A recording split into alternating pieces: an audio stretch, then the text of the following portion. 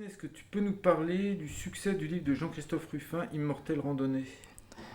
Oui, je peux en parler, avec plaisir même. En quelques chiffres, simplement, 250 000 exemplaires vendus en librairie à ce jour, et il continue à très bien marcher. Donc, c'est un phénomène. En tout cas, pour nous, c'est historique. Je crois que enfin, je suis sûre, même c'est la première fois qu'on fait de tels records, enfin, de vente. Comment tu peux expliquer ce succès? Mais écoute, après coup, c'est plus facile d'expliquer un succès, mais d'abord le succès, c'est évident que c'est le texte lui-même, c'est la qualité de l'écriture, c'est le récit qui est drôle, drôle et profond aussi, et puis qui arrive à un moment aussi où les gens ont un petit peu besoin de s'amuser, de sortir d'un quotidien un peu désenchanté, un peu morose. Et donc Jean-Christophe a entrepris une marche, une grande marche, puisque c'est Compostelle, c'est près de 900 kilomètres par le chemin du Nord, qui est un chemin plus sauvage que le chemin classique et beaucoup moins fréquenté. Et donc, il s'est raconté dans ce chemin avec énormément de sincérité, comme pèlerin, comme marcheur. Et c'est quelque chose en fait que tout le monde peut faire, enfin peut-être pas l'écrire, mais en tout cas faire le chemin. Et il a retrouvé des sentiments, des choses très simples et authentiques qui correspondent tout à fait à notre manière, à la manière Guérin, ce qu'on aime publier. Alors il y a ça d'une part, bon, il y a les lecteurs et lectrices de Jean-Christophe qui sont un public fidèle. Je crois qu'il a quand même beaucoup publié, il a beaucoup de lecteurs fidèles, de fervents. Et puis, il y a le fait que Compostelle aussi a ses lecteurs, a ses passionnés, et j'ai l'impression que tout ça, c'est un peu additionné, tous ces lecteurs, et que ça a fait le succès qu'on dit, quoi, qui est là.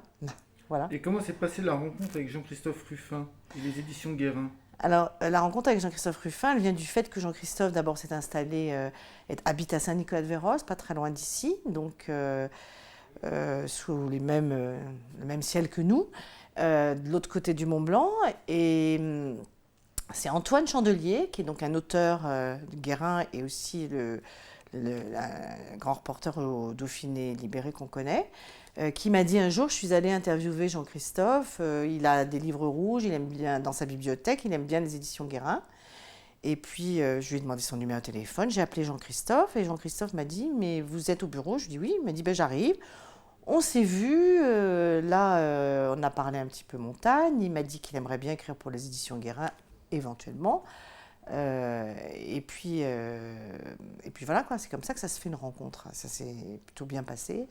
Ensuite, ça m'est déjà arrivé, ça nous est déjà arrivé souvent un grand auteur nous dise ah mais j'écrirai pour vous. Et puis c'est vrai qu'ils sont très sollicités. On n'imagine pas à quel point tout le temps ils ont beaucoup de travail, beaucoup de choses, beaucoup de chantiers en route. Et je me suis dit bon, on s'est dit avec Christophe, mon associé, mais ça risque d'être un peu long, difficile, il aura autre chose à faire ou il risque de peut-être trouver une autre idée. Et donc on a trouvé cette idée de Compostelle, parce que Jean-Christophe m'avait quand même dit au passage qu'il revenait de Compostelle, qu'il avait fait cette marche pour un peu tracer une ligne entre sa vie d'ambassadeur et puis l'autre vie qu'il commençait maintenant avec beaucoup moins de fonctions officielles, moins de charges, moins d'honneur, et qu'il avait eu envie de se dépouiller. Et on a trouvé ça très intéressant. Et donc, on s'est retrouvé avec Jean-Christophe à la Maison Carrier pour un déjeuner dont on se souviendra, je pense, nous en tout cas longtemps, puisqu'il neigeait. D'ailleurs, Jean-Christophe le raconte dans le livre. C'était très beau, la Maison Carrier sous la neige. Et là, on a proposé Compostelle à Jean-Christophe qui nous a dit j'ai pris aucune note, j'avais aucune intention d'écrire. Et je crois que ça aussi, ça joue dans l'authenticité du texte et le fait que ce texte ne garde que l'essentiel finalement. Parce que peut-être que s'il avait noté des détails, il se serait penché sur d'autres choses, enfin, il aurait creusé d'autres chemins. Là, il est resté dans ce que la mémoire a filtré. Et finalement, c'est un très beau texte.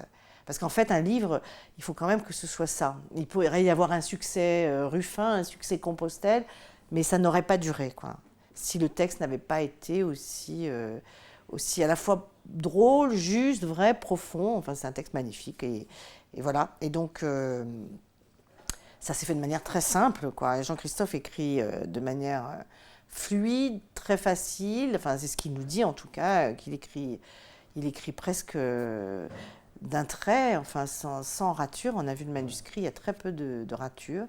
Et c'était bien que ce soit fait comme ça, parce que c'était la manière juste et le résultat le prouve, quoi. Voilà. Les lecteurs ne se trompent pas de toute façon, hein.